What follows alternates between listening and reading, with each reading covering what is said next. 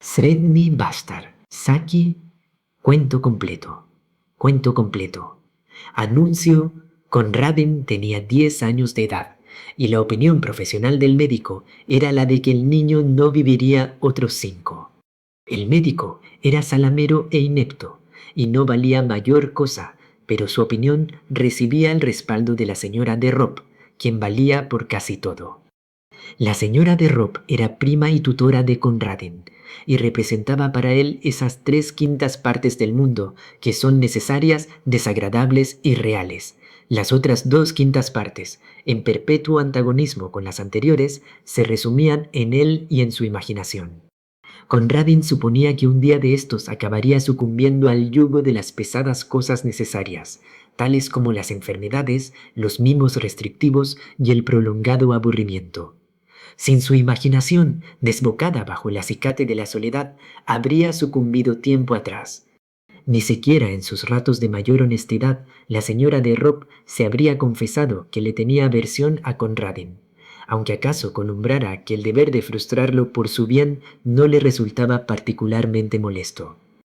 Conradin la odiaba con una sinceridad desesperada que sabía disimular a la perfección.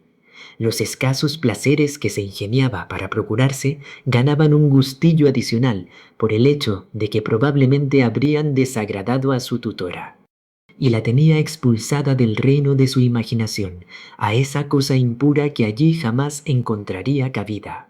En el sombrío e inhóspito jardín, vigilado por tantas ventanas siempre prontas a abrirse y soltar la advertencia de no hacer esto o aquello, o el aviso de que era hora de tomar la medicina, hallaba él escasos atractivos. Los pocos árboles frutales que encerraba estaban celosamente vedados a sus manos, como si fueran raros especímenes que florecieran en un yermo. Si bien quizás habría costado encontrar un verdulero dispuesto a ofrecer 10 chelines por la cosecha de todo el año. Sin embargo, en un rincón perdido y casi oculto tras unos setos desmayados, había un cobertizo en desuso de considerables dimensiones. Y bajo su techo, Conradin encontraba refugio, algo que asumía los diversos visos de un cuarto de juegos y de una catedral. Lo había poblado con una legión de fantasmas familiares, sacados en parte de episodios históricos y en parte de su propia mente, pero el lugar también hacía gala de 2 inquilinos de carne y hueso.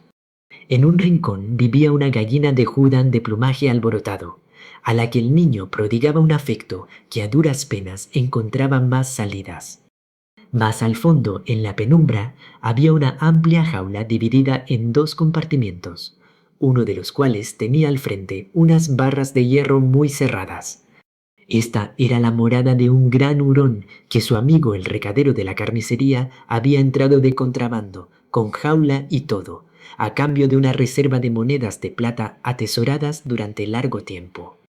Conradin le tenía pavor a la elástica fiera de colmillos agudos, aun cuando era su más preciada posesión. Su sola presencia en el cobertizo era motivo de una terrible y secreta alegría que debía ocultar con sumo cuidado a la mujer, como en secreto apodaba a la prima.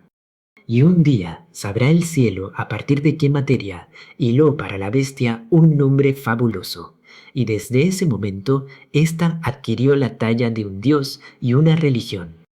La mujer se entregaba a las prácticas religiosas una vez por semana en una iglesia de la vecindad y llevaba con ella a Conradin, aunque el oficio litúrgico a él le parecía un rito ajeno en el templo de una divinidad asiria.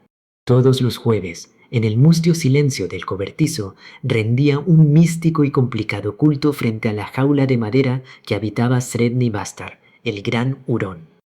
Ofrecía ante este santuario flores rojas, cuando era la estación, y bayas escarlatas en invierno, pues este dios ponía especial énfasis en la cara feroz e intolerante de las cosas.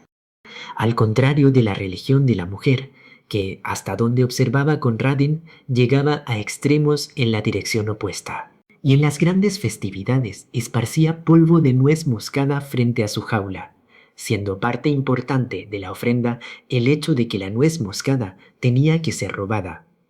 Estas festividades ocurrían con irregularidad y eran decretadas principalmente para celebrar algún suceso transitorio.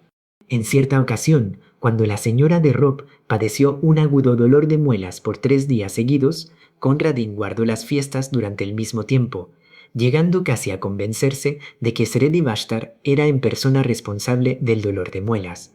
De haber durado el mal un día más, las existencias de nuez moscada se habrían agotado. La gallina de Judán nunca fue involucrada en el culto de Sredi Vashtar. Conradin había decidido hacía mucho que ella era anabaptista. No pretendía tener la más remota idea de lo que era un anabaptista, pero abrigaba la esperanza de que fuera una cosa flamante y no muy respetable. La señora de Rob era el cimiento sobre el cual él basaba su odio por toda respetabilidad. Pasado cierto tiempo, la tutora comenzó a notar la obsesión de Conradin por el cobertizo. No le conviene andar perdiendo el tiempo por allí a todas horas, decidió prontamente. Y una mañana, mientras desayunaban, le anunció que la gallina de Judán había sido vendida y que se la habían llevado por la noche.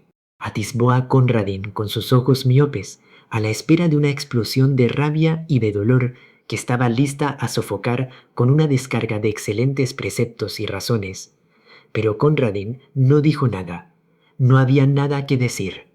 Quizás algo en su rostro empedernido y pálido le produjo un remordimiento pasajero, pues esa tarde, a la hora del té, hubo tostadas en la mesa, manjares prohibidos por regla general sobre el supuesto de que le hacían daño. Y también porque hacerlas daba trabajo, mortal ofensa para una mujer de clase media. Creía que te gustaban las tostadas, exclamó, con expresión herida, al notar que no las tocaba. A veces, dijo Conradin. Esa tarde hubo en el cobertizo una innovación en el culto del dios enjaulado. Conradin solía cantarle alabanzas. Esta noche le pidió una merced. Te pido una cosa, Srednivastar. No especificó qué cosa. Puesto que Srednivastar era un dios, le correspondía saberlo. Y ahogando un sollozo cuando miró al otro rincón vacío, Conradin regresó al mundo que tanto detestaba. Y cada noche, en la acogedora oscuridad de su alcoba, y todas las tardes, en la penumbra del cobertizo, se elevaba la amarga letanía de Conradin. Te pido una cosa, Srednivastar. La señora de Rob notó que las visitas al cobertizo no habían cesado, y un día realizó otro viaje de inspección.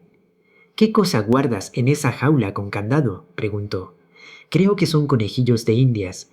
Voy a hacer que se los lleven a todos. Conradin apretó los labios, pero la mujer registró su cuarto hasta encontrar la llave que éste había escondido con cuidado, y de inmediato bajó al cobertizo, con el fin de completar el descubrimiento.